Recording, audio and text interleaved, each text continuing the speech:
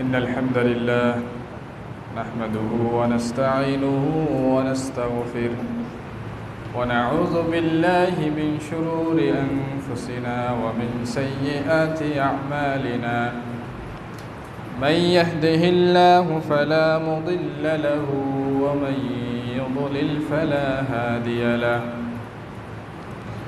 وأشهد أن لا إله إلا الله وأشهد أن محمدًا عبده ورسوله الذي أرسله بالحق بشيرًا ونذيرًا وداعيًا إلى الله بإذنه وسراجًا منيرًا أما بعد فإن أصدق الحديث كتاب الله وخير الهدي هدي محمد صلى الله عليه وسلم وشر الأمور محدثاتها وكل محدثة بدعة وكل بدعة ضلالة وكل ضلالة في النار فقد قال الله تعالى في كلامه المجيد أعوذ بالله من الشيطان الرجيم إنما المؤمنون إخوة فأصلحوا بين أخويكم واتقوا الله لعلكم ترحمون وقال تعالى في موضع آخر والذين يؤذون المؤمنين والمؤمنات بغير ما اكتسبوا فقد احتملوا بهتانا وإثما مبينا الحمد لله যাবতীয় প্রশংসা যাবতীয় শুকরিয়া সেই মহান রব্বুল আলামিনের জন্য যে রব্বুল আলামিন সর্বদাই আমাদের উপর করুণা করে থাকেন, দয়া করে থাকেন। যে আল্লাহ রব্বুল আলামিনের এত অবাধ্য হওয়া সত্ত্বেও যে আল্লাহ আমাদেরকে এত ভালোবাসা দিয়ে আগলিয়ে রেখেছেন, সে আল্লাহ রব্বুল আলামিনের শুকরিয়া আদায় করি। আলহামদুলিল্লাহ। সালাত ও সালাম বর্ষিত হোক নবী মুহাম্মদ রাসূলুল্লাহ সাল্লাল্লাহু আলাইহি ওয়াসাল্লামের উপর। অতঃপর আজকে ইয়াউমুল জুমআর দিনে যে আলোচ্য বিষয় নিয়ে আলোচনা করার ইচ্ছে পোষণ করেছি সেটি হচ্ছে খুতুরাতু আদিয়াতিল মুসলিমিন। মুসলমানদের, মুসলিমকে, একজন মুমিনকে কষ্ট দেওয়ার যে কি পরিণাম, এই পরিণাম নিয়ে আজকে আমরা কিছু সংক্ষিপ্ত আলোচনা রাখার চেষ্টা করব ইনশাআল্লাহ। ওমা তৌফিক ইল্লা বিল্লাহ আলাইহি তাওয়াক্কালতু ইলাইহি উনীব। আল্লাহ রাব্বুল আলামিন এই পৃথিবীতে মানব জাতিকে সৃষ্টি করেছেন। উদ্দেশ্য আমরা সকলেই জানি, যে এক আল্লাহর ইবাদত করা, তার দাসত্ব প্রতিষ্ঠা করা।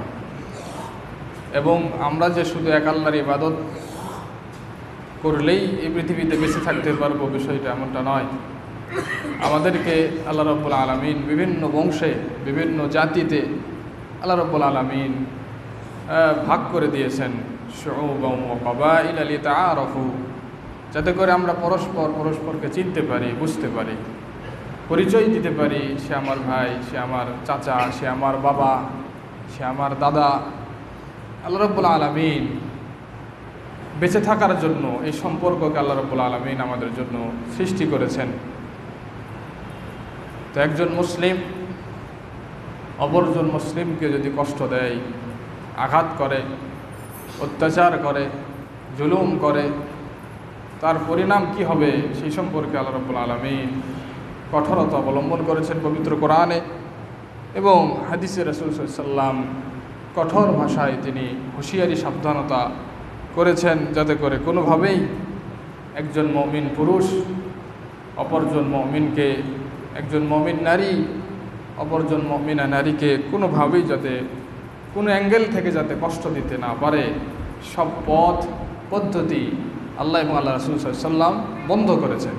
কারণ এই পৃথিবীতে আমরা এক আল্লাহর দাসত্ব করব, আর এই পৃথিবীতে আমরা এক আল্লাহরই সৃষ্টি বিধায় মুসলিম পরিচয় হিসাবে আমাদের মাঝে যে ভালোবাসা, যে দয়াদ্র থাকা দরকার, এই জন্য ইসলাম আমাদেরকে একজন মুসলিম অপরজন মুসলিমকে যাতে কষ্ট না দেয় এই জন্য সর্বাত্মক কঠোরতা অবলম্বন করেছেন। আমরা অনেকেই এগুলোকে হালকা মনে করি, এই কারণেই আজকে নিজের হাতে নিজের ভাই খুন হচ্ছে, নিজের হাতে নিজের রক্তের সম্পর্ক মানুষের আজকে হত্যা হচ্ছে, নিজের হাতে আজকে আমার দিনী ভাইয়েরা নিহত হচ্ছে, আঘাতপ্রাপ্ত হচ্ছে, কষ্ট পাচ্ছে। এগুলো আমাদের কারণেই, কিন্তু ইসলাম এগুলোকে হারাম ঘোষণা করেছে। ইসলাম এগুলোকে একদমই নিষেধ করেছেন। অথচ আমরা বলি যে আমি মুসলিম, আমি 5 ওয়াক্ত সালাত আদায় করি, সেই আকীদা বিশ্বাস লালন করি, ধারণ করি, আর আমার দিনই মুসলিম ভাইকে কষ্ট দেই, আর আমি দাবি করি যে আমি মুসলিম। তো সমস্যা হচ্ছে আমাদের এগুলোই, যে আমাদের কাছে যেটা ভালো সেটা আমরা ভালো মনে করেই করি, যদিও ইসলামে সেটা খারাপ। এটা আমাদের কাছে ভালো, এটা আমাদের সমাজ এভাবেই নিয়েছে যে অপর বংশের যারা তাদের সাথে শত্রুতা করতে হবে, এটা আমাদের সমাজের নীতি। তো আমরা সেই নীতিকে গ্রহণ করে বলছি আমি একজন মুসলিম। আল্লাহ রাব্বুল আলামিন এগুলোকে নাকচ করেছেন, এগুলোকে হারাম ঘোষণা করেছেন। তাই আজকে আমরা এই বিষয়ে কোরআন এবং হাদিস থেকে জানার চেষ্টা করব যে একজন দ্বীনি ভাই আমার কাছে কত গুরুত্বপূর্ণ একটা জিনিস। একজন দ্বীনি ভাই যার সাথে আমার রক্তের সম্পর্ক নাই, শুধুমাত্র দ্বীনের সম্পর্ক, সেই ব্যক্তি আমার কাছে কত সম্মানের, কত মূল্যবান, ইসলাম কিভাবে তার অধিকার প্রতিষ্ঠা করেছেন, এগুলো আমাদের জানা অত্যন্ত জরুরি। আল্লাহ রাব্বুল আলামিন পবিত্র কোরআনে সূরাতুল হুজরাতে যে আয়াতটি আলোচনা করেছেন, আল্লাহ রাব্বুল আলামিন বলছেন ইন্নামাল মুমিনুনা ইখওয়া, নিশ্চয় মুমিনগণ পরস্পরে ভাই ভাই। ফাআসলিহু বাইনা আখওয়াইকুম, অতএব তোমরা পরস্পরে ঝগড়া বিবাদ না করে, কোনো ঝগড়া যদি বেঁধে যায় তোমরা পরস্পরে ভাই ভাই তোমরা সেগুলোকে মীমাংসা করে নাও, সংশোধন করে নাও। ওয়াত্তাকুল্লাহ লাআল্লাকুম তুরহামুন, তোমরা আল্লাহকে ভয় করো যাতে করে তোমরা রহমত প্রাপ্ত হতে পারো। ইন্নামাল মুমিনুনা ইখওয়া, এই যে মুমিনরা ভাই ভাই, এই ভাইটা কি, এই ব্যাপারে তাফসিরে বলা হচ্ছে ইখওয়াতুন ফিদ্দীন, মুমিনরা দ্বীনের ভাই, সে আমার রক্তের ভাই না। এখানে উপস্থিত মসজিদের মুসল্লি নারী এবং পুরুষ যারা আছেন তাদের সাথে আমার বংশের কোনো সম্পর্ক নাই, রক্তের কোনো সম্পর্ক নাই, আমি কাউকে আগে চিনতামও না, কিন্তু এখানকার সবাই আমার দ্বীনের ভাই। এই যে ইখওয়াতুন ফিদ্দীন, এই যে দ্বীনের সম্পর্ক, এই কারণে আল্লাহ রাব্বুল আলামিন আমাদেরকে এ কথা জানিয়ে দিচ্ছেন যে মুমিনরা পরস্পর ভাই ভাই। ইয়াজিবু আলাইহিম আত-তাওয়াদুদু ওয়াত-তানাসুরু ফীমা বাইনাহুম, অতএব একজন দ্বীনি ভাইয়ের মাঝে সাথে আরেকজন দ্বীনি ভাইয়ের ভালোবাসা, পারস্পরিক সহযোগিতা তাদের মাঝে থাকা এটা আবশ্যক। একজন দ্বীনি ভাই আরেকজন দ্বীনি ভাইকে সাহায্য করবে, এটা তার জন্য এটা আবশ্যক। একজন দ্বীনি ভাই আরেকজন দ্বীনি ভাইকে ভালোবাসবে, এই ভালোবাসা তার জন্য আবশ্যক। এই কারণে আল্লাহ রাব্বুল আলামিন বলছেন ইন্নামাল মুমিনুনা ইখওয়া। আল্লাহ রাব্বুল আলামিন পবিত্র কোরআনের সূরা আলে ইমরানের 103 নম্বর আয়াতে তিনি আবারও বলছেন ওয়াজকুরু নি'মাতাল্লাহি আলাইকুম, তোমরা আল্লাহ রাব্বুল আলামিনের সেই নিয়ামতকে স্মরণ করো যেই নিয়ামত আল্লাহ তোমাদেরকে দিয়েছিলেন। ইয কুনতুম আ'দা, তোমরা পরস্পর ছিলে শত্রু, ফাআল্লাফা বাইনা কুলুবিকুম, আল্লাহ রাব্বুল আলামিন তোমাদের উভয়ের অন্তরের মাঝে ভালোবাসা সৃষ্টি করে দিলেন। ফাআসবাহতুম বিনি'মাতিহি ইখওয়ানা, অতএব আল্লাহর এই অনুগ্রহের বদৌলতে তোমরা পরস্পর হয়ে গেলে দ্বীনি ভাই। রাসূল সাল্লাল্লাহু আলাইহি ওয়াসাল্লামের দাওয়াতে যে ওমর ছিল রাসূল সাল্লাল্লাহু আলাইহি ওয়াসাল্লামের মহান শত্রু, যে ওমর ছিল ইসলামের মহান একজন প্রতিদ্বন্দ্বী, যে ওমর রাসূল সাল্লাল্লাহু আলাইহি ওয়াসাল্লামকে হত্যা করার জন্য হাতে তরবারি নিয়ে রওনা হয়েছিল, সেই ওমর আল্লাহ রাব্বুল আলামিনের নিয়ামতে, আল্লাহ রাব্বুল আলামিনের তৌফিকে, রাসূল সাল্লাল্লাহু আলাইহি ওয়াসাল্লামের দোয়ার বদৌলতে সেই ওমর রাসূল সাল্লাল্লাহু আলাইহি ওয়াসাল্লামের এমন প্রিয় ঘনিষ্ঠ লোক হলেন যে রাসূল সাল্লাল্লাহু আলাইহি ওয়াসাল্লামকে তার মৃত্যু পর্যন্ত তাকে তিনি প্রোটেকশন দিয়েছেন, দিক থেকে ইসলামের কল্যাণের জন্য যা করার জীবন দিয়ে তিনি করেছেন। এটি আল্লাহ রাব্বুল আলামিন বলছে, তোমরা শত্রু ছিলে, তোমাদের মাঝে ভালোবাসা সৃষ্টি করে দেওয়া হলো, অতএব তোমরা হয়ে গেলে ভাই ভাই। ওমরের সাথে রাসূল সাল্লাল্লাহু আলাইহি ওয়াসাল্লামের কিসেই সম্পর্ক? ওমর ছিল যখন অমুসলিম, তার সাথে ছিল শত্রুতা। যখনই সেই ওমর ইসলাম গ্রহণ করলো, ওমর এবং রাসূল সাল্লাল্লাহু আলাইহি ওয়াসাল্লাম হয়ে গেলেন ভাই ভাই। এই যে ইখওয়াতুন ফিদ্দীন, এই যে দ্বীনের সম্পর্কের যে ভাই, এটা আমাদের জন্য অত্যন্ত গুরুত্বপূর্ণ একটা সম্পর্ক, যেই সম্পর্ক সমস্ত স্বার্থের ঊর্ধ্বে। এখানে কোনো স্বার্থ চলবে না যে আমার ভাইয়ের সাথে আমার জমিনে দ্বন্দ্ব, ভাইয়ের সাথে আমি কি আমার মনোমালিন্য, কিন্তু একজন দ্বীনী ভাইয়ের সাথে আমার এরকম কোনো দ্বন্দ্ব নাই, বিধায় তার সাথে আমাকে সম্পর্ক রাখতেই হবে, এটা সব কিছুর ঊর্ধ্বে। এই জন্য দ্বীনী ভাইদের সাথে ভালোবাসা রাখা, তাদের সাথে সুসম্পর্ক রাখা প্রত্যেকটা মুসলিম ভাই এবং বোনদের জন্য অত্যন্ত জরুরি। আল্লাহ রাব্বুল আলামিন পবিত্র কোরআনে সূরা তাওবার 11 নম্বর আয়াতে বলছেন যে কখন আমরা একজন মানুষকে দ্বীনী ভাই হিসাবে চিহ্নিত করতে পারি, একজন অমুসলিম অবস্থায় আছে, সে কখন আমার জন্য দ্বীনী ভাই হবে। আল্লাহ রাব্বুল আলামিন সেই উসুল বলতে গিয়ে বলছেন, ফাইন তাবু ওয়া আকামুস সালাতা ওয়া আতুজ যাকাত ফাইখওয়ানুকুম ফিদ্দীন। যদি তারা এই অপরাধ থেকে তওবা করে ফিরে আসে, অমুসলিম থেকে মুসলিম হয়, মুশরিক থেকে মুসলিম হয়, ইহুদ নাসারা যারাই আছে তারা যদি মুসলিম হয়, মুসলমান হয়েও অপরাধ করছে, সালাত আদায় করে না, তারা যদি কি তওবা করে ফিরে আসে, ফাইন তাবু, যদি তারা তওবা করে আল্লাহর কাছে ফিরে আসে, ও আকামুস সালাতা, সালাত প্রতিষ্ঠা করে, ও আতুজ যাকাতা, সঠিক সময়ে যাকাত ওয়াজিব হলে, ফরজ হলে যাকাত আদায় করে, ফাইখওয়ানুকুম ফিদ্দীন, সেই সমস্ত ব্যক্তিরাই তোমাদের জন্য দ্বীনের ভাই।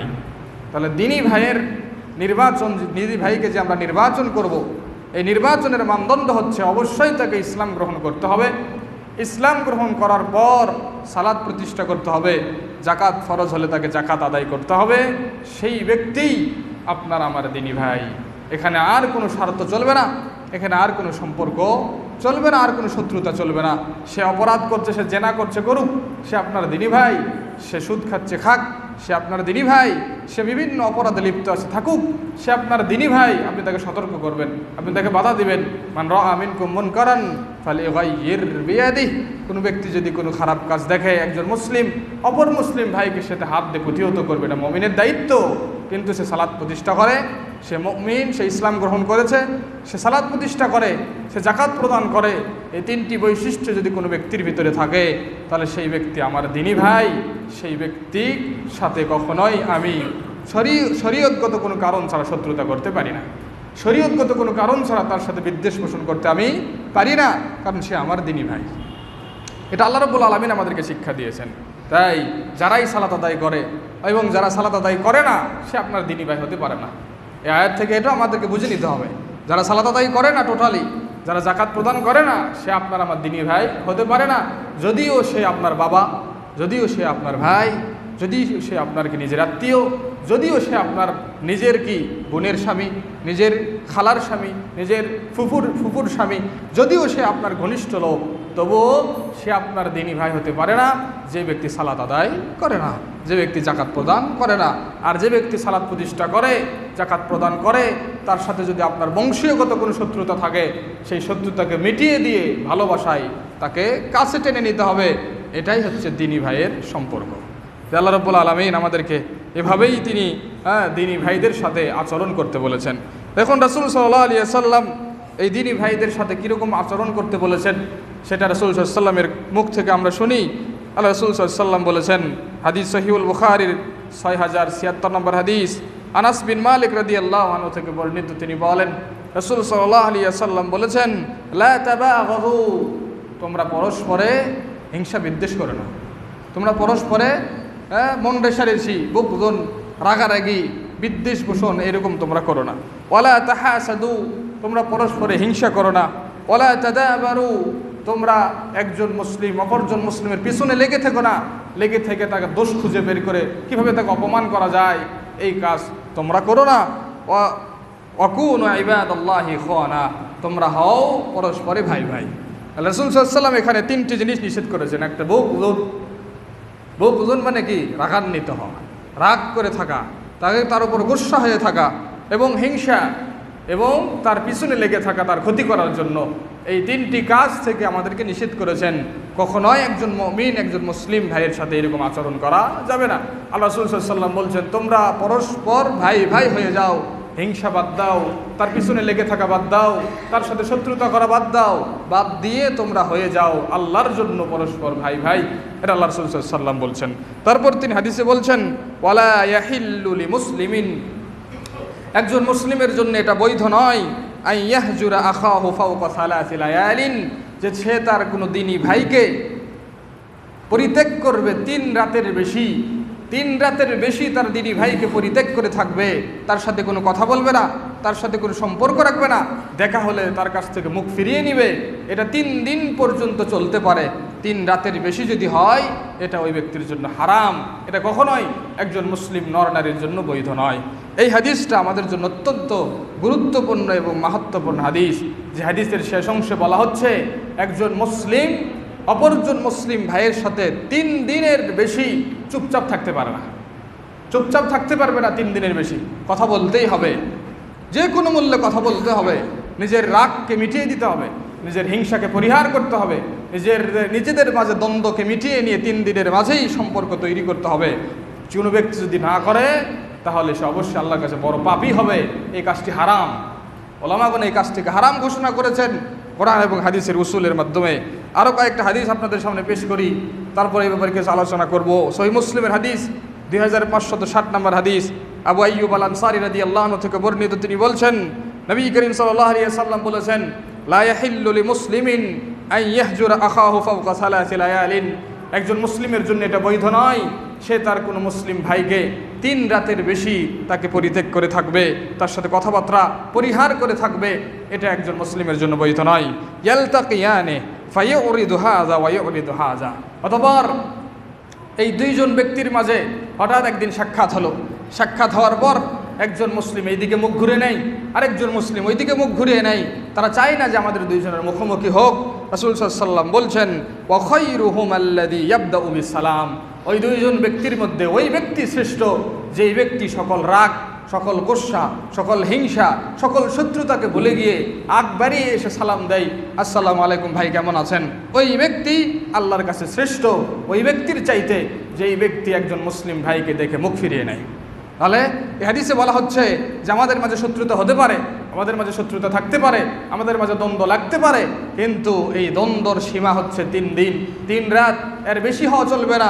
তারপরেও যদি দেখা হয় না সেটা আলাদা কথা, কথা বলার সময় হয় না সেটা আলাদা কথা, কিন্তু একদিন হঠাৎ দেখা হয়ে গেল, আমিও মুখ ফিরিয়ে নিলাম, সেও মুখ ফিরিয়ে নিল, ওই ব্যক্তির মধ্যে, ওই 2 জন ব্যক্তির মধ্যে এইখানে ওই ব্যক্তি উত্তম যেই ব্যক্তি সব কিছু ভুলে গিয়ে এসে ওই ব্যক্তিকে সালাম দিল এবং কাছে টেনে নিল। সেই ব্যক্তি হচ্ছে আল্লাহর কাছে সবথেকে বেশি প্রিয়, সবথেকে বেশি উত্তম।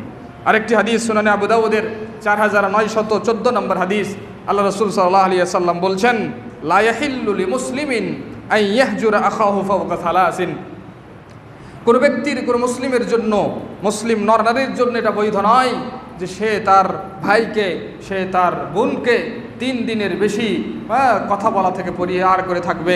এটা তার জন্য বৈধ নয়। ফামান হাজারা ফাওকা সালাসিন ফামাতা দাখালান নার, কোন ব্যক্তি যদি 3 দিনের বেশি কোন মুসলিম ভাইয়ের সাথে কথাবার্তা না বলে এবং ওই অবস্থায় যদি মৃত্যুবরণ করে, তওবা না করে যদি ওই অবস্থায় মৃত্যুবরণ করে, দাখালান নার, ওই ব্যক্তি জাহান্নামে প্রবেশ করবে। আল্লাহ রাব্বুল আলামিন ওই ব্যক্তিকে জাহান্নামে প্রবেশ করাবেন। অপরাধ একটাই, মুসলিম ভাইয়ের সাথে কথা না বলে যে অপরাধ করেছে, এই অপরাধ থেকে তওবা না করে সে মারা গিয়েছে, আল্লাহ রাব্বুল আলামিন ওই ব্যক্তিকে জাহান্নামে দেবেন। এই হাদিসটি সুনানে আবু দাউদের, হাদিসটি সহিহ।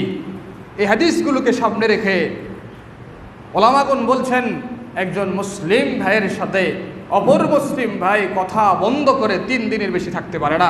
যদি থাকে 4 দিন, 5 দিন, 10 দিন, যেটাই হবে, যে কয়দিন থাকবে সেই কয়দিন সে হারাম কাজে লিপ্ত আছে, এই অপরাধে সে অপরাধী হবে।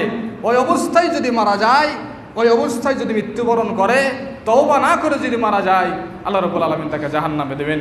আল্লাহ রাব্বুল আলামিনের মাশিয়াতে সে থাকবে, আল্লাহ রাব্বুল আলামিন তাকে শাস্তি দিবেন এই অপরাধের কারণে। তাহলে হাদিস থেকে বোঝা যায় যে একজন মুসলিম ভাইকে পরিত্যাগ করে রাখা এটা আমাদের জন্য কত ভয়াবহ একটা অপরাধ। কিন্তু এই জিনিসটাকে আমরা মামুলি হিসেবে মনে করি, এই জিনিসটাকে আমরা মামুলি বিষয় মনে করি, তার সাথে আমার মনের মিল হচ্ছে না, তার সাথে আমি কথা বলছি না। একই অফিসে একই চেয়ারে একই চেয়ারে দুইজনে একই জায়গায় বসে থাকে, অফিস করে 8 ঘন্টা অফিস করে, একজন আরেকজনের সাথে কথা বলে না। একই রুমে দুইজন বসে থাকে, একজন আরেকজনের সাথে কথা বলে না। একই বাড়িতে 2 ভাই বসবাস করে, বছরের পর বছর কথা বলে না। একই পরিবারে অবস্থান করে, ছেলে মায়ের সাথে বছরের পর বছর কথা বলে না, ভাই বোনের সাথে বছরের পর বছর কথা বলে না। ওই অবস্থায় সালাত আদায় করছে, ওই অবস্থায় যাকাত দিচ্ছে, ওই অবস্থায় সিয়াম পালন করছে, ওই অবস্থায় মনে করছে আমি একজন আল্লাহর ওলি, কিন্তু সে যে আল্লাহর কাছে বড় অপরাধী সে নিজেই জানে না। সে যে আল্লাহর কাছে একজন হারাম কাজে লিপ্ত অবস্থায় একজন পাপী ব্যক্তি সে নিজেই জানে না। তাই অবশ্যই সব অভিমানকে ভুলে গিয়ে দ্বীনি ভাইয়ের সাথে সম্পর্ক অটল রাখতেই হবে। অটল রাখাটা ওয়াজিব, ছিন্ন করাটা আমাদের জন্য হারাম। তাই কখনো আমি আমার দ্বীনি ভাইকে কখনোই পরিত্যাগ করতে পারি না। এই হাদিসগুলো আলোচনা করতে গিয়ে বলছেন ওলামাগণ যে কয়েকটি কারণে দ্বীনি ভাইকে পরিত্যাগ করা যায়। যেমন একজন ব্যক্তি পাপ করছে, সে সালাত আদায় করে না। আমি তার সাথে কথা বলছি না এই কারণে যে সালাত আদায় করে না, আমি তার সাথে কথা বলছি না এই কারণেই সে পাপে লিপ্ত আছে। তাকে আমি বলে দিয়েছি, শোন, যদি তুই পাপ থেকে ফিরে আসিস তবেই কথা বলবো, আর যদি ফিরে না আসিস তোর সাথে আমার কোনো কথা নাই। এটা বৈধ, এটা জায়েজ। চোখের সামনে একজন বেদাত করছে, একজন বেদাতে লিপ্ত আছে, তাকে শুধরিয়ে দেওয়ার পর, তাকে বলার পরেও সে বেদাত থেকে ফিরে আসছে না, তার সাথে আপনি কথা বন্ধ করে থাকতে পারেন, এটা আপনার জন্য জায়েজ, এটা আপনার জন্য বৈধ। কারণ এখানে আপনি কি করছেন? তাকে মন্দ থেকে প্রতিহত করার চেষ্টা করছেন। হাদিসে বলা হয়েছে আপনি হাত দিয়ে করেন, আপনি মুখ দিয়ে করেন, নচেত আপনি অন্তর দিয়ে করেন, বিভিন্ন পদ্ধতি আপনি অবলম্বন করেন তাকে ভালো পথে নিয়ে আসার জন্য। এটা একটা পদ্ধতি। সে আমার সাথে কথা না বলে থাকতে পারবে না, সে অপরাধে লিপ্ত। আমি তাকে শর্ত দিলাম, তুমি যদি অপরাধ থেকে ফিরে না আসো তোমার সাথে আর কোনো সম্পর্ক নাই, তোমার সাথে আর কোনো কথা নাই। যেদিন থেকে ফিরে আসবে সেদিন থেকে তোমার সাথে সম্পর্ক রাখবো। এটা বৈধ, এটা জায়েজ। তার সাথে কোনো শত্রুতা নাই, সে পাক্কা নামাজি, তার সব কিছু ঠিক আছে, কিন্তু বংশের সমস্যা, মনের সমস্যা, বোন জমি চাইছে এই কোনো সমস্যা, আমার বোনেরা এসে আমার কাছ থেকে জমি চাই এই কারণে আমি রাগান্বিত বোনের সাথে আর কথা বলি না, ওই ব্যক্তি হারাম কাজ করছে। ওই অবস্থায় মৃত্যুবরণ করলে ওই ব্যক্তির মৃত্যু হবে অপরাধী মৃত্যু। আল্লাহ রাব্বুল আলামিন ওই ব্যক্তিকে জাহান্নামে দিয়ে শাস্তিও দিতে পারেন। সেই শাস্তির পরিমাণ কত হবে এটা আল্লাহ রাব্বুল আলামিনের হাতে। আল্লাহ তাকে দীর্ঘদিন যাবৎ শাস্তি দিতে পারেন। তাই অবশ্যই একজন মুমিন, একজন মুসলিম নর এবং নারীর সাথে, মা এবং বোনদেরকে বলি, মা এবং বোনদের ভিতরে এই সমস্যাটা বেশি যে অন্যের ভালো দেখলে সে কি রেগে ফেটে যায়। একজন পার্শ্ববর্তী ফ্ল্যাটের বাসার পরিবার যদি স্বাচ্ছন্দ্যে বসবাস করে, সেই মা এবং বোনের তাদের কি এগোতে লাগে, তাদের ইমেজে লাগে, তাদের সাথে কথা বলে না, তাদের সাথে সুসম্পর্ক রাখে না, তাদের কাছে কোনো কিছু কোনোভাবেই তাদেরকে সাহায্য সহযোগিতা করতে চায় না। এরকম সমস্যা মা এবং বোনদেরও রয়েছে। তাই অবশ্যই যাবতীয় সমস্যাকে পরিহার করে সবার সাথে সুসম্পর্ক রেখে ভালোবাসা রেখে চলতে হবে। এটাই আমাদের দায়িত্ব, এটাই আমাদের কাজ। রাসূল সাল্লাল্লাহু আলাইহি ওয়াসাল্লাম আমরা জানি 3 জন সাহাবী রয়েছে, তাদের সাথে 1 মাস কথা বলা নাকচ করেছিলেন। ওবাই বিন কাআব সহ 3 জন যে সাহাবী তাবুক যুদ্ধ থেকে পিছনে তারা পড়েছিল, তাদের সাথে কথা বলা নিষেধ করা হয়েছিল। কি কারণে? রাসূল সাল্লাল্লাহু আলাইহি ওয়াসাল্লাম বুঝাতে চেয়েছিলেন, তোমরা যে অপরাধ করেছো অপরাধের অনুশোচনাবোধ তাদের হোক, অপরাধের অনুশোচনাবোধ তাদের আসুক, তাদেরকে যে মন থেকে উঠিয়ে দিয়েছে তা না। আল্লাহ রাসূল সাল্লাল্লাহু আলাইহি ওয়াসাল্লাম চেয়েছেন তাদের সংশোধন। এবং যেদিন আল্লাহ রাব্বুল আলামিন তাদের তওবা কবুল করে ঘোষণা দিয়েছেন, তাদের অপরাধ মিটিয়ে দিয়েছেন, সেদিন সাহাবীরাই কিন্তু তাদেরকে বুকে জড়িয়ে নিয়েছিলেন, দ্বীনের ভাই হিসেবে বুকে জড়িয়ে নিয়েছিলেন এবং সর্বাত্মক ভালোবাসা দিয়ে তাদেরকে স্বাগতম জানিয়েছিলেন। কিন্তু হ্যাঁ, উসুল হচ্ছে এটাই যে আপনার কাছে যদি আমি কোনো খারাপই দেখি, অপরাধী দেখি, সেই অপরাধ ঠেকানোর জন্য আপনার কাছ থেকে আমি কথা না বলে থাকতে পারি, কিন্তু কোনো অপরাধী নেই। বিভিন্ন আমার ইমেজে লেগেছে, আপনি একটা কথা বলেছেন আমার সম্মানে লেগেছে, আমার সম্মানে লাগার কারণে এটা কোনো অপরাধী না, এটা সামাজিকতা, সম্মান, সামাজিকতা, দিনের কোনো সম্পর্ক নাই। আপনি তার সাথে দিনের পর দিন কথা বলছেন না, দিনের পর দিন বছরের বছর আপনি কথা বলছেন না, ওই অবস্থায় মারা গেলেন, আল্লাহর কাছে জবাবদিহিতা করতে হবে। অবশ্যই এটা মারাত্মক একটা পাপ, মারাত্মক একটা অপরাধ। তাই কখনোই একজন মুসলিমকে এইভাবে দেখার আমাদের সুযোগ নাই। আল্লাহ রাসূল সাল্লাল্লাহু আলাইহি ওয়াসাল্লাম হাদিসে আরো বলছেন, আল মুসলিম আখুল মুসলিম, একজন মুসলিম অপর মুসলিমের ভাই, লা ইয়াজলিমুহু, একজন মুসলিম অপর মুসলিমকে কখনো অত্যাচার করতে পারে না, জুলুম করতে পারে না। ওয়ালা ইসলিমুহু, একজন মুসলিম অপর মুসলিমকে কখনোই শত্রুর হাতে উঠিয়ে দিতে পারে না। একজন মুসলিমকে একজন শত্রু মারছে, অমুসলিমরা আঘাত করছে, মুসলিম হিসাবে সর্বাত্মক চেষ্টা করতে হবে মুসলিমকে বাঁচানোর জন্য। আপনি তাকে ছেড়ে দিতে পারেন না, আপনি তাকে ওই জায়গায় রেখে আসতে পারেন না। কিন্তু বর্তমান সমাজ এমন নিকৃষ্ট সমাজে পরিণত হয়েছে যে আমি দেখি সে আমার পরিচিত কেউ কিনা। যদি সে আমার পরিচিত না হয়, আমি পাশে দাঁড়িয়ে তার মারাটা দেখি, সে যে মার খাচ্ছে এটা আমি দেখি।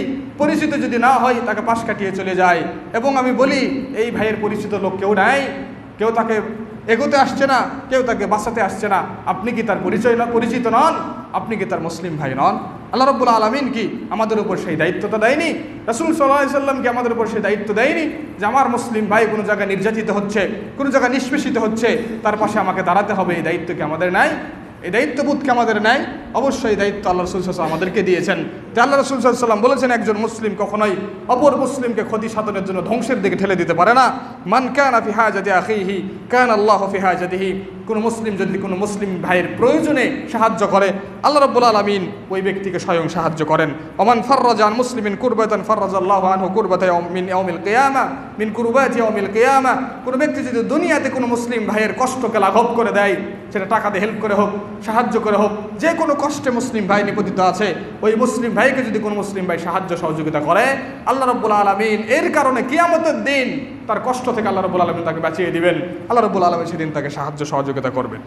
ওমান সাতারা মুসলিমান সাতারাল্লাহু ইয়াউমাল কিয়ামা, যে ব্যক্তি দুনিয়াতে কোনো মুসলিমের দোষ ত্রুটি গোপন রাখবে, জানার পরেও কাউকে বলবে না, জানার পরেও এই দোষ এবং ত্রুটি জেনে তাকে ব্ল্যাকমেইল করবে না যে তোমার কিন্তু এই দুর্বলতা আমি জানি, হুশ করে আমার সাথে কথা বলো, হুশ করে আমার সাথে কথা বলে আমার সাথে সম্মান দিয়ে কথা বলবে, তোমার এই গোপন বিষয়টা আমি জানি। এই গোপন বিষয় জেনে একজন মুসলিমকে হেনস্থ করে, এটা কখনো মুসলিমের কাজ নয়, এটা কখনো মুসলিমের স্বভাব হতে পারে না। কারণ একজন মুসলিম অপর মুসলিমের দুষ্টুটি জানলে সে কি করবে? সে অবশ্যই গোপন রাখার চেষ্টা করবে, রাষ্ট্রনায়ক ছাড়া। এবং এই মুসলিমের রাষ্ট্রের যদি কোনো খলিফা ছাড়ে, খলিফা থাকে, সেই খলিফা ব্যতীত। কারণ রাসূল সাল্লাল্লাহু আলাইহি সাল্লাম ছিলেন মুসলিম রাষ্ট্রের খলিফা, মুসলিম রাষ্ট্রের রাষ্ট্রনায়ক। রাসূল সাল্লাল্লাহু আলাইহি সাল্লামের কাছে যখন কোনো অপরাধ প্রকাশিত হয়ে যায়, সেই অপরাধের ইসলামে যে শাস্তি, সেই শাস্তি প্রদান করতেই হবে। তাই রাসূল সাল্লাল্লাহু আলাইহি সাল্লাম মাইজ বিন মালিককে বারবার বলেছিলেন, মাইজ জিনা করেছে না কি করেছে সেটা আমি শুনতে চাচ্ছি না, মাইজ চলে যাও, আল্লাহর কাছে তওবা করে পাপটাকে ক্ষমা করে নাও। মাইজ তুমি আমার কাছে অপরাধটা প্রকাশ করো না, আমার কাছে অপরাধ প্রকাশ করলে তার শাস্তি আমি দিবই দিব, এটা আমার দায়িত্ব, এটা আমার কর্তব্য। কিন্তু রাষ্ট্রনায়ক ছাড়া কোনো মুসলিমের কাছে যদি অপর মুসলিম তার ভুল কারণেই হোক, আন্তরিকতার কারণেই হোক, তার দুষ্টুটি যদি তার কোনো মুসলিম ভাইকে বলে, ওই মুসলিমের দায়িত্ব ওই দুষ্টুটি অন্য কাউকে না বলে গোপন রাখা, হেফাজত করা। বিনিময়ে কি হবে? কিয়ামতের দিন আল্লাহ রাব্বুল আলামিন আমাদের দুষ্টুটি গোপন রাখবেন। সারা ওয়ার্ল্ডের আদম আলাইহিস সালাম থেকে শুরু করে কিয়ামত অবধি যত মানুষ আসবে, সব মানুষের সামনে আল্লাহ রাব্বুল আলামিন আমাদেরকে অপমান, হেনস্থ, অপদস্থ করা থেকে আল্লাহ সেই দিন আমাদের দুষ্টুটি গোপন রেখে আমাদেরকে সম্মানিত করবেন। তাই অবশ্যই দুনিয়াতে একজন মুসলিমের অপরাধ আপনি গোপন করলেন, সারা পৃথিবীর মানুষের সামনে আল্লাহ রাব্বুল আলামিন আপনার অপরাধকে গোপন করে রাখবেন। এটা কি সম্মানের নয়? এটা কি মর্যাদার নয়? এটা কি বড় পাওয়া নয়? তাই অবশ্যই এই দুনিয়াতে মুসলিমের দুষ্টুটি জানার পরেও একজন মুমিনের উচিত, একজন মুমিনা নারীর উচিত যে ওই মুমিনা নারীর দুষ্টুটি হেফাজত করা, নিজের ভিতরে রাখা, গোপন করে রাখা। রাসূল সাল্লাল্লাহু আলাইহি ওয়াসাল্লাম সহিহ বুখারীর একটি হাদিসে বলছেন, মাসালুল মুমিন ফি তাওয়াদ্দুইহিম ওয়া তারাহুমিহিম ওয়া তাআতুফিহিম, একজন মুমিনের দৃষ্টান্ত ভালোবাসার দিক থেকে, রহম এবং দয়ার দিক থেকে, পারস্পরিক সহানুভূতির দিক থেকে একজন মুমিনের দৃষ্টান্ত হচ্ছে মাসালুল জাসাদ, একটি শরীরের দৃষ্টান্তের ন্যায়।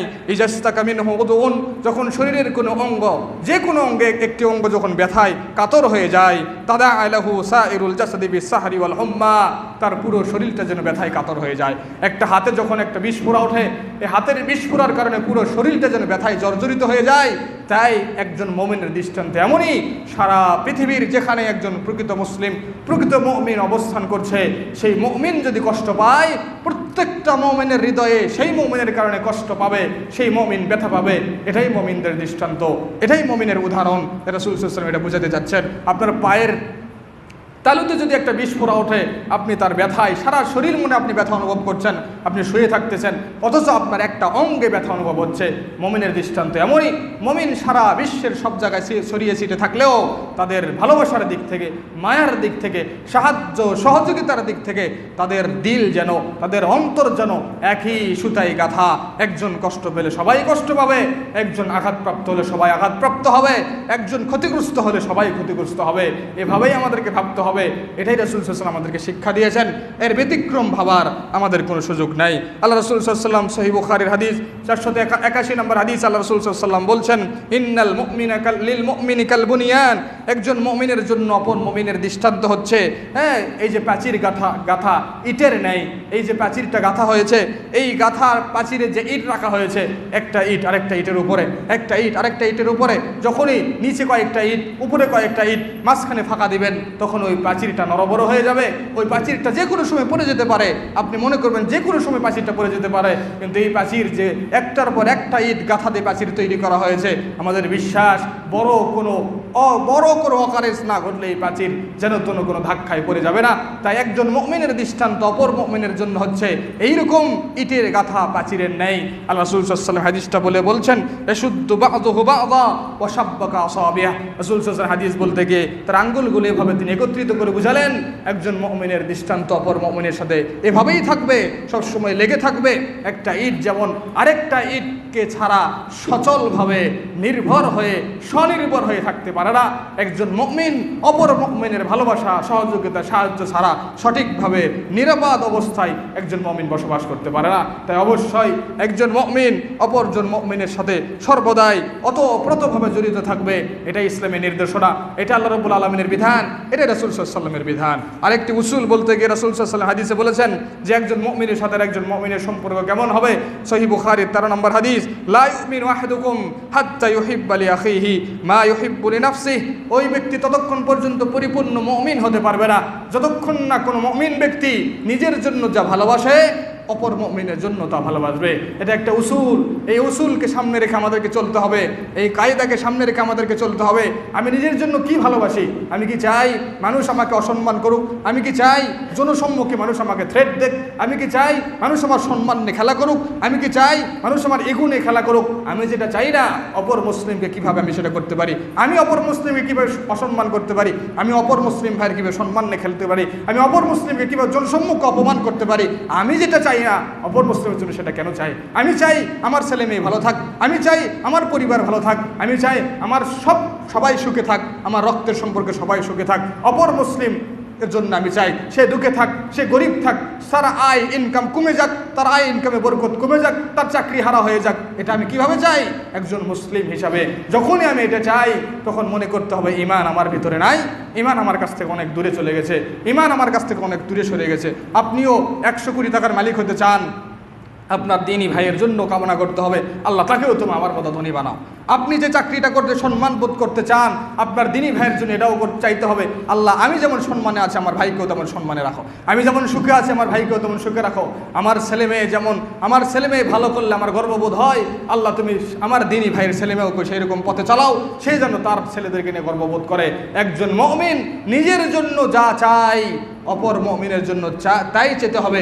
এটা একটা উসুল, এটা একটা কায়দা। তাই আপনি আপনার জীবনের জাগতিক, দুনিয়াবি এবং দ্বীনি যা কিছু আপনি নিজের জন্য পছন্দ করেন, অপর মুসলিম ভাইয়ের জন্য আপনাকে সেটাই পছন্দ করতে হবে। কিন্তু আপনি ভালো চাই আরেকজন খারাপ থাক, এটা আমাদের নীতি এবং এটাই বর্তমান আমাদের অবস্থা। তাই কখনোই এইরকম নিকৃষ্ট কাজে জড়িয়ে যাওয়ার কখনোই সুযোগ নাই। তাই একজন মুসলিম আপনার কাছে, আমার কাছে অত্যন্ত গুরুত্বপূর্ণ। একজন মুমিন ভাইকে কখনোই আমি হেনস্থ করতে পারি না, কখনোই আমি তাকে অসম্মান করতে পারি না, কখনোই আমি তাকে কষ্ট দিতে পারি না, কখনোই আমি তাকে মিথ্যা অপবাদ দিতে পারি না। এই অধিকার আমাদের নাই। আল্লাহ রাব্বুল আলামিন পবিত্র কোরআনে সূরাতুল আহজাবের 58 নম্বর আয়াতে স্পষ্ট ভাষায় ঘোষণা করেছেন, ওয়াল্লাযীনা ইউযুনাল মুমিনিনা ওয়াল মুমিনাত, যারা মুমিন নারী, নর এবং নারীকে কষ্ট দেয়, বিগয়রি মাকতাসাবু, কোনো অপরাধ ছাড়াই, বিনা অপরাধে যারা মুমিন নর এবং নারীকে কষ্ট দেয়, ফাকাদ ইহতামালু বুহতানা ওয়া ইসমান মুবিনা, তারা দুইটি অপরাধে অপরাধী। এক, তোহমত দেওয়া, মিথ্যা অপবাদ দেওয়া, মিথ্যা অপবাদ দেওয়ার তারা অপরাধ বহন করে এবং সুস্পষ্ট পাপের তারা অপরাধ বহন করে। যে ব্যক্তি বিনা কারণে একজন মুসলিমকে কষ্ট দেয়, বিনা কারণ, এখানে বিনা কারণ কেন বলা হলো? কারণবশত কষ্ট দেওয়া যায়। জেনা করেছেন, তাকে শাস্তি দিলেন। অবিবাহিত নারী পুরুষ জেনা করেছেন, তাকে 100টি বেস্ত্রাঘাত করলে যদি রাষ্ট্রে এগুলোর নিয়ম থাকে, রাষ্ট্রনায়ক যদি এইরকম বিচার ফাইসালা দেয় এবং রাষ্ট্রনায়ক যদি বলে আপনাকে আমি বললাম ওকে 100টি বেত্রাঘাত করেন, আপনি তাকে নির্দ্বিধায় 100টি বেত্রাঘাত করতে পারবেন, এটা তাকে কষ্ট দেওয়া নয়। বিবাহিত নারী পুরুষ যদি জেনা করে, রাষ্ট্রে যদি নিয়ম অনুযায়ী তার শাস্তি প্রয়োগ করা হয় এবং তাকে আপনি যদি হত্যা করে পাথর মেরে মেরে হত্যা করেন, এই যে তাকে কষ্ট দিচ্ছেন, এটা কষ্ট দেওয়া নয়। বিগাইরি মাকতাসাবু, তাদের কোনো অপরাধ নাই, তাদের কোনো অপরাধ নাই, নিরপরাধ, তাকে আপনি কষ্ট দিচ্ছেন। এই কষ্ট যে ব্যক্তি দিবে সেই ব্যক্তি দুইটি অপরাধে অপরাধী। এক, আপনি তাকে মিথ্যা অপবাদ দিয়ে কষ্ট দিচ্ছেন এবং সুস্পষ্ট পাপ আপনি নিজের কাঁধে নিয়ে আপনি তাকে কষ্ট দিচ্ছেন। যে কোনো একটু কথা বলে তো কষ্ট দিতে হবে। যে সে অন্য মেয়ের সাথে পরকীয়া করে, মেরে দিলেন একটা কথা, অমুক ব্যক্তি তার সম্মান লঙ্ঘন করার জন্য, নষ্ট করার জন্য, সে সমাজে খুব ভালো ব্যক্তি, খুব দিনের ভিতরে চলে এবং তার পিছনে আপনি লেগে আছেন, তাকে অসম্মান করবেন কিভাবে আপনি খুঁজে পাচ্ছেন না। নারী কেলেঙ্কারি এমন একটা কেলেঙ্কারি, তার জীবনের সব কিছু বরবাদ করে দেয়।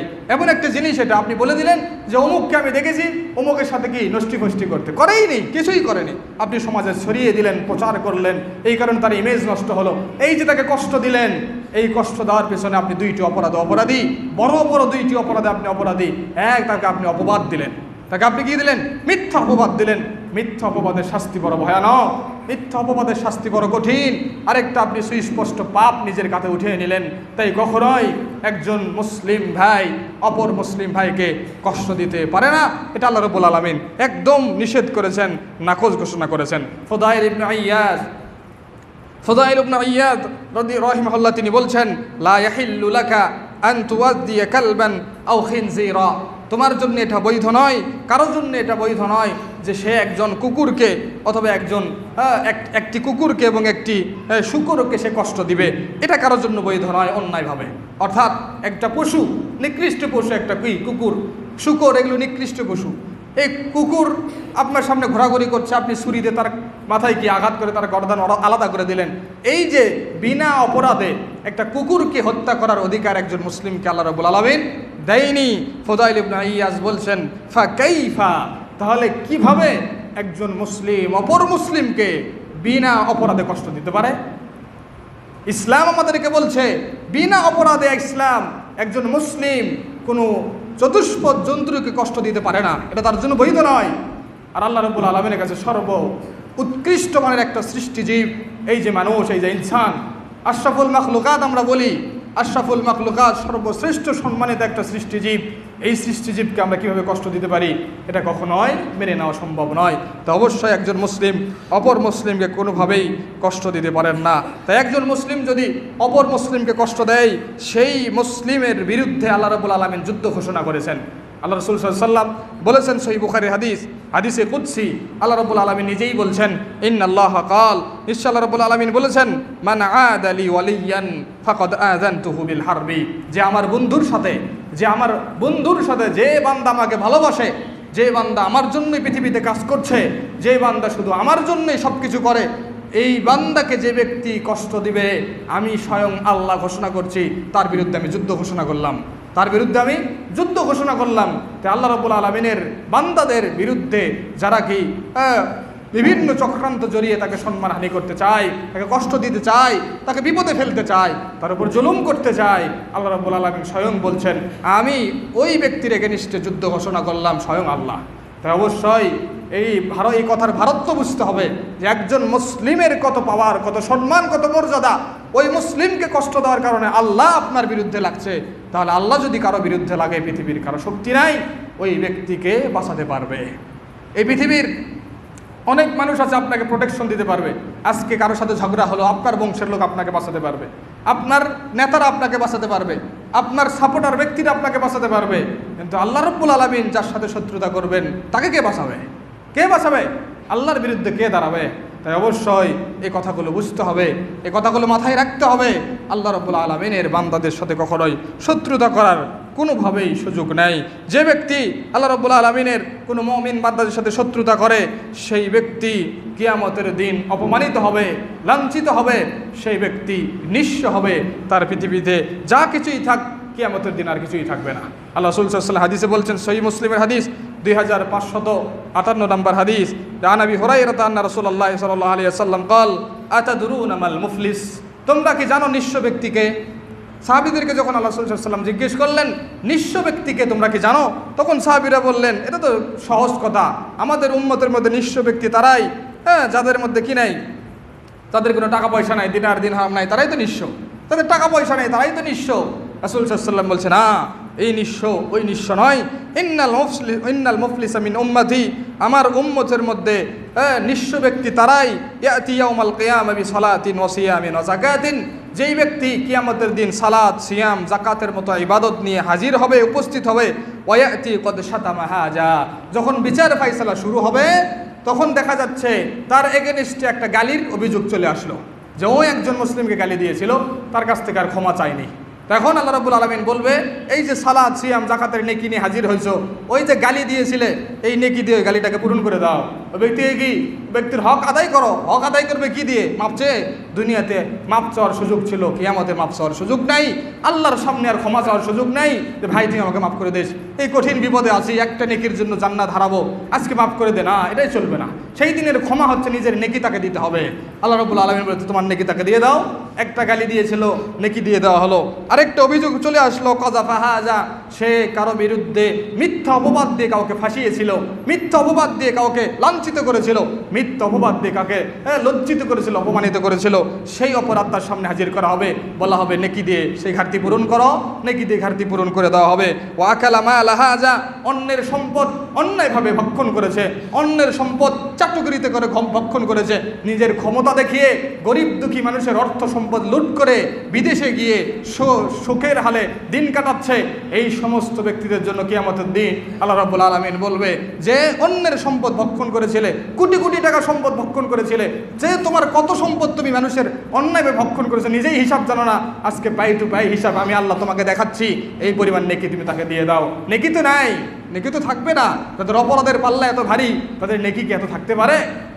তাদের অপরাধের পাল্লা, যে গরিব দুঃখী মানুষের মিলিয়নকে মিলিয়ন, বিলিয়নকে বিলিয়ন অর্থ সম্পদ পাচার করে নিজে সামান্য সুখে থাকার জন্য, ভোগবিলাস করার জন্য দুনিয়াতে অবস্থান করছে। কিয়ামতের দিন আল্লাহ রাব্বুল আলামিন যেদিন বলবে, এত মানুষের সম্পদ যে অন্যায়ভাবে ভক্ষণ করেছো, আজকে সেগুলো পূরণ করে দাও, দিতেই হবে, মাপ নাই, নেকি দিয়ে তাকে পূরণ করে দিতে হবে। অসাফাকা দামা হাজা, আরেকটা অপরাধ তার সামনে আসবে, অমুক মানুষকে তুমি একদিন মেরেছিলে, রক্তাক্ত করেছিলে, তার গর্দান উড়িয়ে দিয়েছিলে, তাকে হত্যা করেছিলে, তাকে নিহত করেছিলে, এই যে অপরাধ তুমি করেছো, এই অপরাধের আজকে তুমি খেসারত দাও, তোমার নেকি দিয়ে তুমি তাই খেসারত দিয়ে দাও। ও দরাবা হাজা, আরেকটি অপরাধ তার সামনে আসবে, অমুক ব্যক্তিকে একদিন থাপ্পড় মেরেছিলে, রিকশা থেকে নামলে 5 টাকা বেশি চেয়েছে, গায়ের জোরে জোরে একটা থাপ্পড় মেরে দিয়েছো, অপরাধ করেছো, তার কাছ থেকে ক্ষমা চাওনি, তার কাছ থেকে মাপ চাওনি, ওই অবস্থায় মারা গিয়েছো, আজকে তোমার সেই অপরাধ হাজির করা হলো, তুমি তাকে সেই নেকি দিয়ে সে অপরাধকে তুমি মিটিয়ে দাও। ফায়াকুতু হাযা মিন হাসানাতি, এই সমস্ত অপরাধগুলো তার নেকি দিয়ে পূরণ করা হবে। ওয়া হাযা মিন হাসানাতি, এবং এই নেকি সেই নেকি দিয়ে পূরণ করা হবে। ফাইন ফানিয়াত হাসানাতু, যখন তার নেকি এক পর্যায়ে শেষ হয়ে যাবে, ক্বাবলা আন ইয়াকদিয়া মা আলাইহি, অথচ তার এই ঋণগুলো পরিশোধ করার এখনো সময় অনেক বাকি, তার ঋণ পরিশোধ হয়নি, তার অপরাধের সেই খেসারত হয়নি, নেকির পাল্লা যা ছিল সব কিছু শেষ হয়ে গেছে। তখন আল্লাহ রাব্বুল আলামিন বলবে যে ওই সমস্ত ব্যক্তিদের অপরাধ এর ঘাড়ের উপর চেপে দাও। তখন ওই সমস্ত ব্যক্তিদের অপরাধ তাদের কাছ থেকে নিয়ে এই ব্যক্তিদের ঘাড়ে চেপে দেওয়া হবে। ফাতুরিহাত আলাইহি সুম্মা তুরিহা ফিন্নার, এমনকি এক পর্যায়ে অপরাধের পাল্লা ভারী হতে হতে এই ব্যক্তির আমল নামের আর কোনো নেকি থাকবে না, তাকে জাহান্নামে নিক্ষেপ করা হবে। এই ব্যক্তি হচ্ছে মুফলিস, এই ব্যক্তি হচ্ছে নিঃস্ব, এই ব্যক্তির কিয়ামতের দিন আর কিছুই থাকবে না, এটাই হচ্ছে নিঃস্ব। তাই আপনি সালাত নিয়ে যাচ্ছেন, যাকাত নিয়ে যাচ্ছেন, হজ নিয়ে যাচ্ছেন, সাদাকা নিয়ে যাচ্ছেন, যাবতীয় ইবাদত নিয়ে যাচ্ছেন, আল্লাহর ভালোবাসা নিয়ে যাচ্ছেন, বান্দার হক নষ্ট করে পৃথিবী থেকে বিদায় নিয়েছেন। মনে রাখবেন, প্রত্যেকটার হিসাব পাই টু পাই আল্লাহ রাব্বুল আলামিন নেবেন, তবেই আপনার বিচার ফাইসালা শুরু হবে। তাই কখনোই এমন কাজ করা যাবে না যে আমার ভাইয়ের সাথে কখনো শত্রুতা ছিল, আমি তার কাছ থেকে মাপ না নিয়ে পৃথিবী থেকে বিদায় নিয়েছি, এইরকম দুঃসাহস দেখায়েন না। কারণ সেই দিন নিঃস্ব হলে আপনাকে নেকি দেওয়ার মতো কেউ থাকবে না। আপনার স্ত্রীর কাছে যাবে, স্ত্রী বলবে আমার কোনোদিন বিয়ে হয়নি। আপনার সন্তানের কাছে যাবেন, সন্তান বলবে আমার পৃথিবীতে কোনো বাবা ছিল না। আপনার মা মা বাবার কাছে যাবেন, মা বাবা বলবে এইরকম কাজে আমরা জড়াতে চাচ্ছি না, আমাদের পৃথিবীতে কেউ ছিল না, কোনো সম্পর্ক বলে কেউ ছিল না, তাই সব কিছুই আপনার কাছ থেকে দূরে সরে যাবে, আপনি থাকবেন একাই। সেই দিন আপনি নিঃস্ব, আপনাকে অন্যের পাপের বোঝা নিজের কাঁধে নিয়ে আপনাকে চিরস্থায়ী জাহান্নামে অবশ্যই যেতে হবে। তাই এই কঠিন এই অপরাধ বোধ থেকে আমাদেরকে ফিরে আসতে হবে। তাই মুসলিম ভাই, মুসলিম দিনী ভাই, আমার জীবনে কতটুকু গুরুত্বপূর্ণ এই কোরআন এবং হাদিস অ্যানালাইসিস করলে আমরা বুঝতে পারি যে আমার জীবনে আমার দিনী ভাই আমার জন্য কতটা ইম্পর্টেন্ট, আমার জন্য আমার দিনী বোন আমার জন্য কতটা গুরুত্বপূর্ণ। তাই কখনোই একজন দিনী মুসলিম ভাই এবং বোনের সাথে এমন কোনো আচরণ করা যাবে না যে আচরণ করলে তার সাথে আমার দ্বন্দ্ব, এবং সেই দ্বন্দ্বে আমি আল্লাহর কাছে হাজির হলে আমাকে অপরাধী হতে হবে, মুফলিস হয়ে জাহান্নামে যেতে হবে, এরকম কোনো কাজ করা যাবে না। মুসলিমকে যে ব্যক্তি কষ্ট দেয় সেই ব্যক্তি জাহান্নামে যাওয়ার কারণ, আর যে ব্যক্তি মুসলিমকে কষ্ট দেওয়া থেকে বিরত থাকে সেই ব্যক্তি এই আমলটা জান্নাতে যাওয়ার কারণ। আমরা প্রসিদ্ধ হাদিস সকলেই জানি, একজন ব্যক্তির ব্যাপারে রাসূল সাল্লাল্লাহু আলাইহি ওয়াসাল্লামের কাছে বলা হলো যে ইয়া রাসূলুল্লাহ, অমুক ব্যক্তি অধিক হারে সালাত আদায় করে, সিয়াম পালন করে, অনেক সাদাকা করে, কিন্তু সে তার প্রতিবেশীকে কষ্ট দেয়, সে তার প্রতিবেশীকে মুখের মাধ্যমে কষ্ট দেয়। তখন আল্লাহ রাসূল সাল্লাল্লাহু আলাইহি ওয়াসাল্লাম বললেন ওই ব্যক্তি জাহান্নামী। আল্লাহ রাসূল সাল্লাল্লাহু আলাইহি ওয়াসাল্লামকে বলা হলো সে অনেক সালাত আদায় করে, 5 ওয়াক্ত সালাত তো পড়েই, তাহাজ্জুদের সালাত পড়ে, বিভিন্ন নফল সালাত পড়ে, সুন্নাত সালাত পড়ে, সিয়াম পালন করে, যাকাত দেয়, সাদাকা দেয়, তার অর্থ সম্পদ সমস্ত দিনে কল্যাণ ফান্ডে সে দান করে, কিন্তু সেই মুখ দিয়ে তার আত্মীয়কে সে কষ্ট দেয়। তার পার্শ্ববর্তী যারা থাকে, তার ফ্ল্যাটের পাশে যারা থাকে, তাদের সাথে সে খুব রূঢ়, খারাপ, জঘন্য আচরণ করে। আল্লাহ রাসূল সাল্লাল্লাহু আলাইহি ওয়াসাল্লাম কোনো চিন্তা ভাবনা ছাড়াই বলে দিলেন হুয়া ফিন্নার, সে জাহান্নামে যাবে। এই অপরাধের কারণেই সে জাহান্নামে যাবে, তার জান্নাতে যাওয়ার কোনো অপশন নাই, কারণ কিয়ামতের দিন ওর খেসারত তো তাকে দিতে হবে। আরেকজন ব্যক্তির ব্যাপারে জিজ্ঞাসা করা হলো, ওই মহিলা এমন এক মহিলা, যেই মহিলার তার সালাত কম, তার সিয়াম কম, তার দান কম, কিন্তু সে তার মুখ দিয়ে তার আত্মীয়কে কষ্ট দেয় না, তার প্রতিবেশীকে কষ্ট দেয় না। আল্লাহ রাসূল সাল্লাল্লাহু আলাইহি ওয়াসাল্লাম বললেন হিয়া ফিল জান্নাহ, ওই নারী যাবে জান্নাতে। তাহলে প্রতিবেশীকে কষ্ট দিলে জাহান্নামে যাওয়ার কারণ, প্রতিবেশীকে কষ্ট দেওয়া থেকে বিরত থাকলে জান্নাতে যাওয়া কারণ। তাই আপনার দিনী ভাই, আপনার দিনী বোন, আপনার আমার কাছে অত্যন্ত গুরুত্বপূর্ণ একটা সাবজেক্ট। কখনোই একজন দিনী ভাইকে কোনোভাবেই কষ্ট দেওয়ার দুঃসাহস দেখানো যাবে না। আল্লাহ রাব্বুল আলামিন এটা বরদাস্ত করবে না, আল্লাহ রাব্বুল আলামিন এটা মেনে নেবে না। নিজের সম্মানবোধ নিজের ভিতরে আছে, প্রত্যেকটা মানুষের একটা সম্মানবোধ থাকে। আজকের বর্তমান বাংলাদেশের যে প্রেসিডেন্ট, প্রধানমন্ত্রী, তার একটা সম্মান আছে। বর্তমান বাংলাদেশের যারা দিনমজুরি রিক্সা চালক এবং যারা সবচেয়ে নিম্নমানের কাজ করে, বড় একটা সম্মান আছে। সবাই আল্লাহর বান্দা, কিন্তু আল্লাহ রাব্বুল আলামিনের কাছে শ্রেষ্ঠত্ব পাবে তাকওয়ার ভিত্তিতে। তাকওয়ার মাধ্যমে এই সম্মান বড় সম্মান নয়, দুনিয়ার ইজ্জত বড় ইজ্জত নয়, আল্লাহ রাব্বুল আলামিনের কাছে সম্মানিত হওয়াটাই বড় সম্মানিত। তাই আপনার একটা সম্মান আছে, আমার একটা সম্মান আছে। আমার সম্মানটা আমার কাছে মূল্যবান, আপনার সম্মানটা আপনার কাছে মূল্যবান হতে পারে। আমার সম্মানটা আপনার কাছে নাচকে একটা নিম্নমানের একটা জিনিস হতে পারে, যে ওই ব্যক্তিকে কি সম্মান দিতে হবে না, আপনাকে অবশ্যই আমার সম্মানের কথা মাথায় রেখেই আমার সাথে কথা বলতে হবে, আমার সাথে আচরণ করতে হবে, আমার সাথে ব্যবহার করতে হবে। তাই কখনোই যাতে আমার সম্মান আপনার দ্বারা ক্ষুণ্ণ না হয়, এই দুঃসাহস কখনো দেখানো যাবে না। মুখ দিয়ে কথা বললে অনেক কথা বলা যায়, কিন্তু মুখ দিয়ে যে কথাগুলো বের হয়েছে, একদিন আপনার আফসোস হবে, একদিন আপনার অনুশোচনা বোধ হবে। সেই দিন কি ওই মুখ থেকে বের হওয়া কথাটা ফিরিয়ে নিতে পারবেন মুখের ভিতরে? কখনোই সম্ভব নয়। তাই বলা হয় উপরের দিকে ঢেল ছুড়লে, উপরের দিকে ইট পাটকেল ছুড়লে সেই ঢেল বা ইট পাটকেলটা নিজের মাথার উপরেই পড়ে, নিজের শরীরে এসেই পড়ে। তাই মুখ থেকে যেই কথাটা বের হচ্ছে, ওই কথাটা ঘুরে এসে আপনার আমল নামাতেই যোগ হচ্ছে। তাই সাবধান, যে কথাই বলবেন ভেবে চিন্তে কথা বলতে হবে, যে কথাই মুখ দিয়ে বের করবেন ভেবে চিন্তে কথা বলতে হবে। আপনার একটা কথাই বড় একটা সমস্যার সমাধান হয়ে যেতে পারে, আপনার একটা কথাই সামান্য একটা সমস্যা বড় সমস্যায় পরিণত হতে পারে। তাই একটি মুখকে অবশ্যই হেফাজত করতে হবে, মুখকে অবশ্যই সংবেদনের ভিতরে নিয়ে আসতে হবে। এই মুখের কন্ট্রোল আপনাকে করতেই হবে। মুখকে কন্ট্রোল করেন, লজ্জা স্থানকে কন্ট্রোল করেন, নিজের চরিত্রকে হেফাজত করেন, জান্নাতে যাওয়ার জন্য আল্লাহ রাসূল সাল্লাল্লাহু আলাইহি ওয়াসাল্লাম আপনার জিম্মাদারি হবেন। তাই মুখ দিয়ে যে কোনো কথা মুখ দিয়ে বের করবেন, এটা উচিত নয়, এটা সমাজের নয়। তাই একজন মুসলিমকে কষ্ট দেওয়া কখনো এটা আমাদের জন্য বৈধ নয়। মুসলিমকে আমরা কেমনভাবে কষ্ট দেই তার কয়েকটা ধরন আমরা বলতে পারি। এক, মুসলিমকে কষ্ট দেওয়া। মুসলিমকে কষ্ট দেওয়ার পদ্ধতি, মুসলিমের পিছনে লেগে থেকে আমি তাকে কষ্ট দিতে পারি। আদ-দাজাসসুস ওয়াত-তাতাব্বু, মুসলিমের পিছনে আমি লেগে থাকলাম এবং তার পিছনে গোয়েন্দাগিরি করলাম, তার দোষ খোঁজার চেষ্টা করলাম, সামান্য একটা দোষ পেলেই মানুষের সামনে প্রচার করে দিলাম। এই যে পিছনে লেগে থাকা, পিছনে লেগে থেকে তার সম্মান নষ্ট করা, এভাবে মুসলিমকে কষ্ট দেওয়া, এটা কখনোই যাবে না, এটাও নিষেধ, এটা হারাম। আল্লাহ রাসূল সাল্লাল্লাহু আলাইহি ওয়াসাল্লাম হাদিসে বলছেন, ওয়ালা তুযুল মুসলিমিন, তোমরা মুসলিমদেরকে কষ্ট দিও না, মুসলমানদের দোষ তোমরা খুঁজো না, তাদের গোপন বিষয় তোমরা খুঁজে খুঁজে বের করো না। যে গোপনে যা পাপ করেছে সে আর আল্লাহ বুঝবে, আল্লাহর কাছে সে অপরাধ থেকে মাপ চেয়ে নেবে। আপনি যে গোপনে পাপ করেছেন আপনিই জানেন, আল্লাহ জানে, আল্লাহর কাছে ক্ষমা চান, আল্লাহর কাছে মাপ চান, আল্লাহ তওবা কবুল করবে, আল্লাহর কাছে ফিরে আসেন, আল্লাহর কাছে অঙ্গীকারবদ্ধ হন। কিন্তু আমার এটা দায়িত্ব নয় আপনি কি পাপ করছেন পিছনে লেগে থেকে সেই পাপটাকে খুঁজে বের করা, মানুষের সামনে প্রকাশ করে দিয়ে আপনার সম্মানের হানি করা, এটা কখনোই আমাদের জন্য বৈধ নয়, এটা কখনোই আমাদের জন্য জায়েজ নয়। তাই আল্লাহ রাসূল সাল্লাল্লাহু আলাইহি ওয়াসাল্লাম বলছেন, মান তাতাব্বা আওরাতা আখিহিল মুসলিম, কোনো ব্যক্তি যদি কোনো মুসলিমের দোষ খোঁজার জন্য তার পিছনে লেগে থাকে, তাতাব্বা আল্লাহু আওরাতা, আল্লাহ রাব্বুল আলামিন স্বয়ং ওই ব্যক্তির দোষ খুঁজবেন, ওই ব্যক্তির দোষ খুঁজে বেড়াবেন। ওমান তাতাব্বা আল্লাহু আওরাতা ইয়াফদাহু ওয়ালাউ ফি জাওফি রাহলিহি, আল্লাহ রাব্বুল আলামিন যে ব্যক্তির দোষ খোঁজা শুরু করবেন ওই ব্যক্তিকে আল্লাহ রাব্বুল আলামিন তার নিজের ঘরেই লাঞ্ছিত করবেন, অপমানিত করে ছাড়বেন। তাই অবশ্যই একজন মুসলিমের পিছনে না লেগে থেকে নিজের আত্মসমালোচনা করে, নিজের অপরাধবোধ আল্লাহর কাছে উপস্থিত করে, আল্লাহর সামনে স্বীকার করে অপরাধ থেকে নিজে ফিরে আসার চেষ্টা করুন। মানুষের পিছনে লেগে থেকে কিঞ্চিত পরিমাণ উন্নত কেউ করতে পারবে না, কেউ করতে পারবে না, বরঞ্চ নিজের ক্ষতি সে ডেকে আনবে। তাই কখনো একজন মুসলিমের বিরুদ্ধে লাগা এটা আমাদের জন্য কখনো উচিত নয়। তাই মুসলিমরা দিনী ভাই নিজের অন্তরের ভালোবাসা, নিজের অন্তরের সেই ভাই এবং বন্ধুসুলভ আচরণ আমাদেরকে করতে হবে।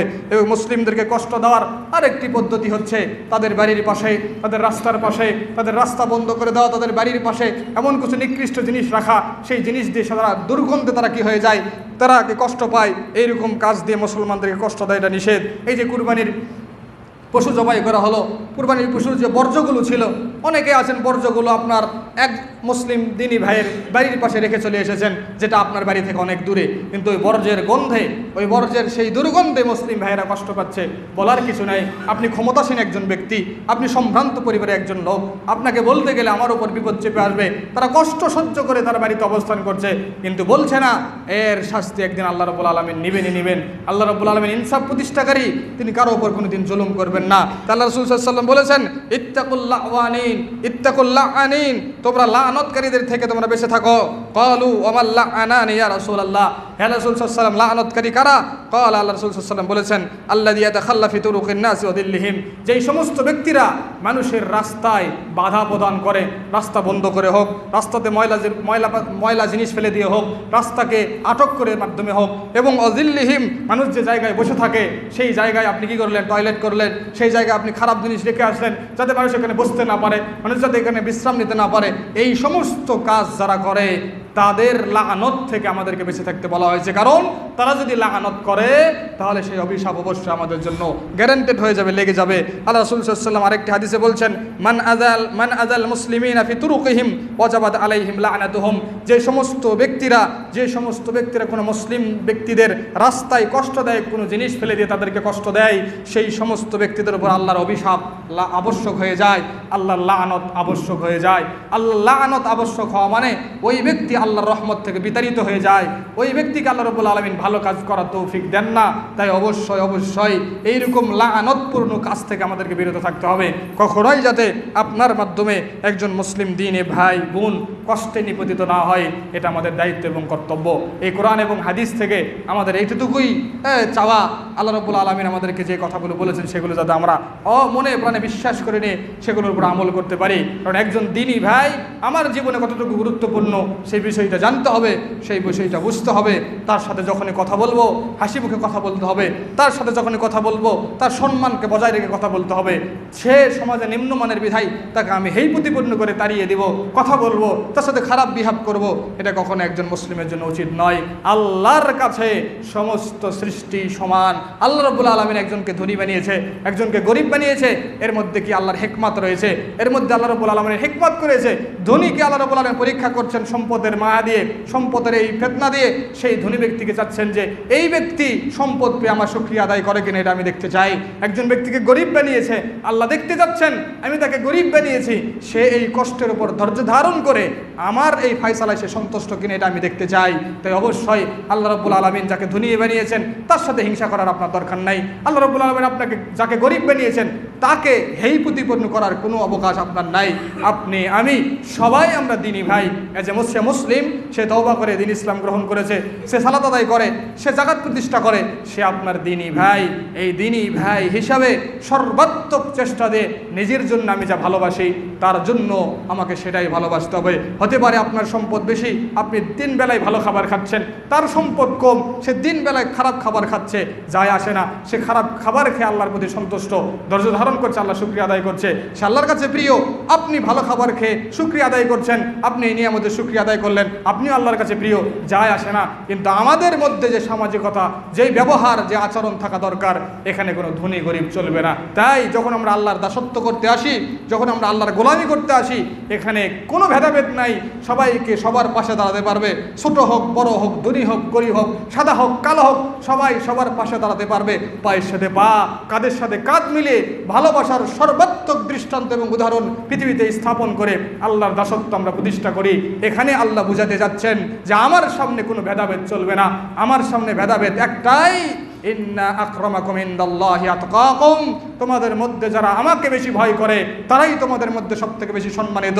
হোক সে কোটিপতি, হোক সে সবথেকে নিম্নমানের গরিব ব্যক্তি, যায় আসে না, সে সম্মানিত ওই ব্যক্তি যে ব্যক্তি আল্লাহকে বেশি ভয় করে। তাই আসুন, সমস্ত অভিমান, সমস্ত রাগ, সমস্ত হিংসা, সমস্ত বিদ্বেষ, সমস্ত মনের কষ্টকে আল্লাহর জন্য এগুলো ভুলে গিয়ে আল্লাহকে সামনে রেখে, আল্লাহকে সাক্ষী রেখে, কোরআন এবং হাদিসের এই কথাগুলোকে বিশ্বাস করে একজন মুসলিম অপরজন মুসলিমের সাথে আমরা ভালো আচরণ করি, ভালো কথা বলি, ভালোভাবে তাদের সাথে ব্যবহার করি, তাদের সম্মানকে বজায় রেখে কথা বলার চেষ্টা করি, তাদের সাথে আমাদের যে ভালোবাসা আগে ছিল আবার আমরা ফিরিয়ে নিয়ে আসার চেষ্টা করি। আল্লাহ রাব্বুল আলামিন আমাদেরকে তৌফিক দান করুক। হে আল্লাহ, তোমার কাছে আমরা চাই মুসলিম হিসাবে আমাদের যে উদাহরণ এবং দৃষ্টান্ত হওয়া দরকার ছিল, সেই উদাহরণ এবং দৃষ্টান্ত আমরা হারিয়ে ফেলেছি। সাহাবীদের মধ্যে, মুসলিম ভাই এবং বোনদের মধ্যে যে দৃষ্টান্ত ছিল, আনসার এবং মুহাজিরদের মধ্যে যে দৃষ্টান্ত ছিল, একজন আনসার সাহাবী বলে যে, ভাই মুহাজির ভাই, তোমাকে আমি বলছি, আমার 2টা স্ত্রী আছে, একটা স্ত্রীকে তালাক দিচ্ছি, তুমি ওকে বিয়ে করে নাও। হে মুহাজির ভাই, তোমাকে আমি বলছি, আমি অনেক সম্পদের মালিক, অর্ধেক সম্পদ আমি ছেড়ে দিচ্ছি, সেগুলো নিয়ে তুমি ব্যবসা বাণিজ্য করো। এটা হচ্ছে ইসলামের দৃষ্টান্ত, এটা হচ্ছে মুসলিম পরস্পর ভাই ভাই। একজন মুসলিম অপরজন মুসলিমকে ভালোবাসবে, সহযোগিতা করবে, সাহায্য করবে, তার কষ্টে কষ্টিত হবে, তার ভালোবাসায় সে ভালোবাসবে, তার হাসি সে হাসবে। এটাই হচ্ছে মুসলিমের দৃষ্টান্ত। একজন মুসলিমের শরীর, সারা পৃথিবীর মুসলিম অনেক লক্ষ কোটি মুসলিম আছে, কিন্তু প্রত্যেকটা মুসলিমের শরীর যেন একই সুতায় গাঁথা। সবাই, একজন কষ্ট পেলে সবাই আমরা কষ্ট পাবো, একজন কষ্টে থাকলে তার জন্য আমরা কষ্ট করব। অবশ্যই এটা আমাদের দায়িত্ব এবং এটা আমাদের কর্তব্য। এই কোরআন এবং হাদিসকে সামনে রেখে আমাদেরকে অবশ্যই সচেতন হতে হবে এবং মুসলিমের প্রতি মুসলিমের একটা গুরুত্ব, একটা দায়িত্ব, একটা কর্তব্য, সেটা বুঝে আমাদেরকে সামাজিকতা সব কিছু মিলিয়ে সামনে রেখে আমাদেরকে চলতে হবে, যাতে করে সমাজে কোনো বিশৃঙ্খলা না হয়, সমাজে কোনো হট্টগোল না হয়, সমাজে কোনো এমন কোনো সমস্যা না হয় যাতে করে অমুসলিম আমাদের দ্বন্দ্ব দেখে হাসে, অমুসলিম আমাদের দ্বন্দ্ব দেখে কটাক্ষ করে। এইরকম পরিস্থিতি যাতে আমরা কখনোই না করি। তা আল্লাহ রাব্বুল আলামিনের কাছে আমরা দোয়া করি, হে আল্লাহ, যাদের অঞ্চলে হিংসা বিদ্বেষ রয়েছে সব কিছুকে ভুলিয়ে গিয়ে পরস্পর ভালোবাসার হৃদয় দিয়ে সবাইকে কাছে ডেকে নেওয়ার তুমি তৌফিক দান করো। আমাদের মাঝে যে সমস্যাগুলো আছে সেই সমস্যাগুলো দূরীভূত করে ভাই ভাইয়ের সাথে, বন্ধু বন্ধুর সাথে, আত্মীয়র সাথে, পরিচিতির সাথে সুসম্পর্ক বজায় রেখে এভাবেই জীবনযাপন করা তৌফিক দান করে ইয়া রাব্বুল আলামিন। এ দাবি এবং এ দোয়া রেখে আজকের সংক্ষিপ্ত